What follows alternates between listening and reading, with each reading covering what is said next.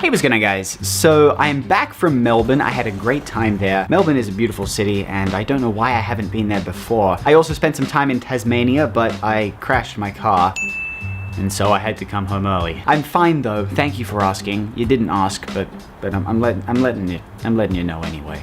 So today I've got a really cool idea for a project, and it's something that I've wanted to do before, and I initially wanted to do it with a 3x3, but since I've been kind of killing it with the 5x5 modifications recently, and I've also got a series to finish, I want to try this project with a 5x5 instead. Now, a lot of you guys are familiar with the Steinmetz Solid series. I've made a 3-axis Steinmetz Solid, a 2-axis Steinmetz Solid, and I've made a lot of barrels, which I suppose are the equivalent of a 1-axis Steinmetz Solid, but I've never tried going higher to a 4-axis variant, and the reason for that is I'd have to invent a new spatial dimension, and I'm gonna be honest, I don't really know how to do that. I've got some ideas, but nothing really solid yet. So what I want to do today is, instead of using the face axes of a cube, of course of which there are 3, 1, 2, and 3, I'm gonna use the corner axes, with the 2 opposing corners making 1 axis. Now there are 4 of these on a cube, which means I can go up to 4 axes for a Steinmetz Solid. I've got no idea how this is gonna look, and I also don't know if somebody's done this before. They probably have. Every time I think I'm the first to do it, somebody else has done it.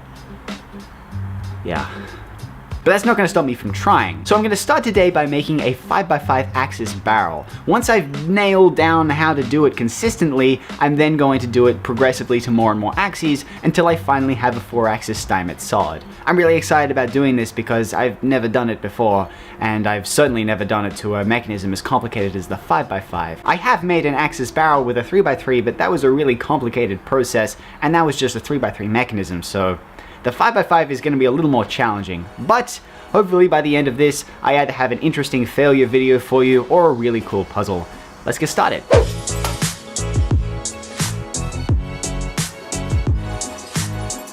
Alright, so to start this project off, I swapped the puzzle that I had for a pre-Titan one that I just had lying around, and I took that puzzle over to my bandsaw, which was already tilted to 45 degrees. My shop's pretty much already set up for this project.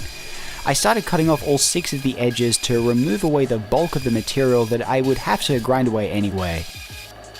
This build is going to pretty much mirror the 3x3 axis barrel that I made a little while ago, and the building process isn't much of a stretch to go from the 3x3 to a 5x5 mechanism.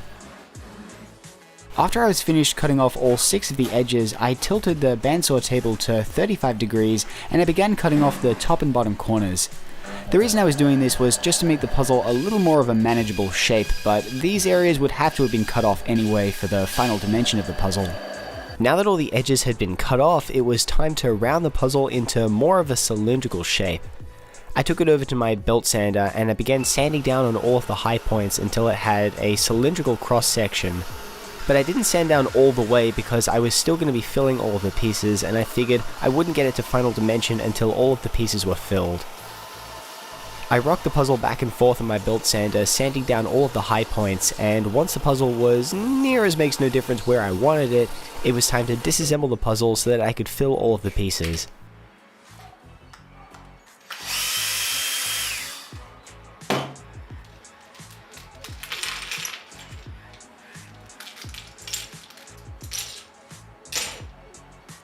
I got the epoxy sculpt out and I mixed up enough to fill all of the pieces, and after everything was cured, this is what the puzzle looked like once it was reassembled.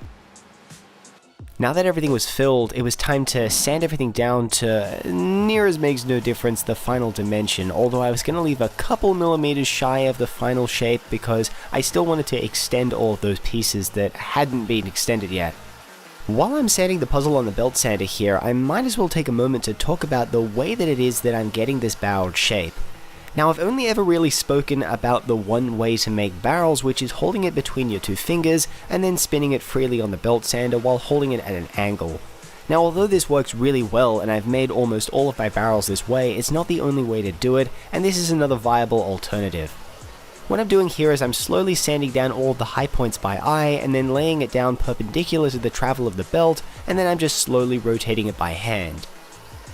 Now the downside to this is that because it's controlled by your hands, if you are too slow with the rotations, you can end up with flat sides, and that's kind of a bad thing because the goal is a cylinder here, but if you do it properly enough, you can end up with a fantastic cylindrical shape. After everything was sanded, it was time to disassemble the puzzle so that I could extend all of the pieces, but before I did that, I got a blade out and then I peeled off all of the remaining stickers, and then I got a nail file and I scuffed up all of the remaining flat surfaces so that I had something to bond the epoxy sculpt to.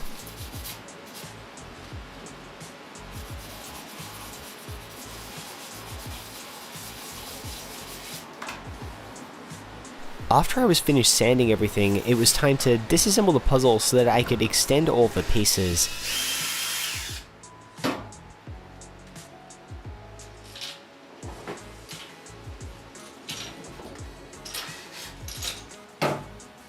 After I'd finished disassembling the puzzle, I separated all the pieces into those that needed to be extended and those that I wasn't going to have to extend during this build. Separating the pieces just made it a little easier to keep track of what I was doing. And after I had separated all the pieces, I got the epoxy sculpt out and I mixed some more up, and then I began extending all of the pieces individually.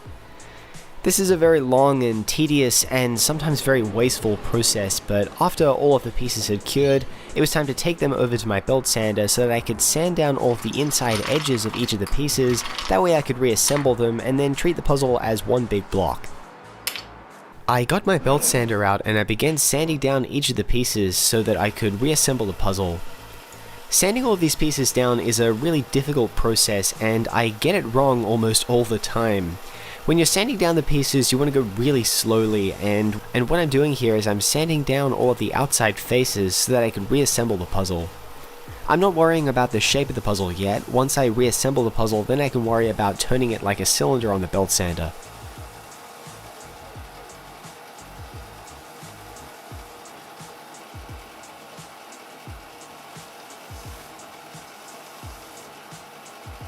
After all the pieces were sanded down, I reassembled the puzzle and this is what it looked like. As you can see, everything was pretty jagged and terrible looking, and I was kind of wasteful with the epoxy sculpt, but one thing I've learned about making extensions like this is you always want to put on too much epoxy sculpt because not putting on enough means you have to repair the pieces, and well, that's just annoying. I took the puzzle over to my belt sander and I sanded down all of the high points before I continued turning it like a regular cylinder. After not much turning, I eventually got it back into the shape of a regular cylinder, and now it was time to disassemble the puzzle so that I could finish it up. To finish the puzzle pieces up, I got a nail file out and some Scotch-Brite, and regular viewers of my videos will know exactly what I'm going to do here. I knocked off all of the sharp edges on each of the pieces, and then I used the Scotch-Brite to even everything out and smooth over all of the pieces.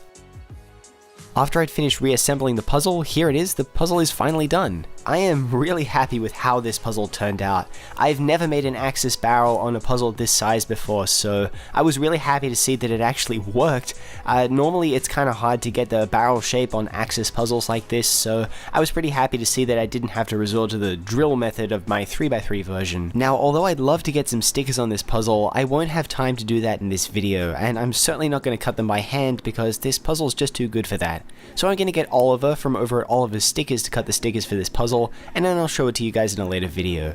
But anyways, I hope you guys like this puzzle, and I'm really excited to get to some of the higher order Steinmetz solids, and I'm going to be getting to those a little later on. And once again, I'm sorry that it took 2 weeks to get this video out. I was away for a while, and when I came back, I didn't have anything to upload, so I had to start from scratch. But now videos will be coming out regularly. I'm glad to be back in the shop, so thank you all for watching, and I'll see you next time.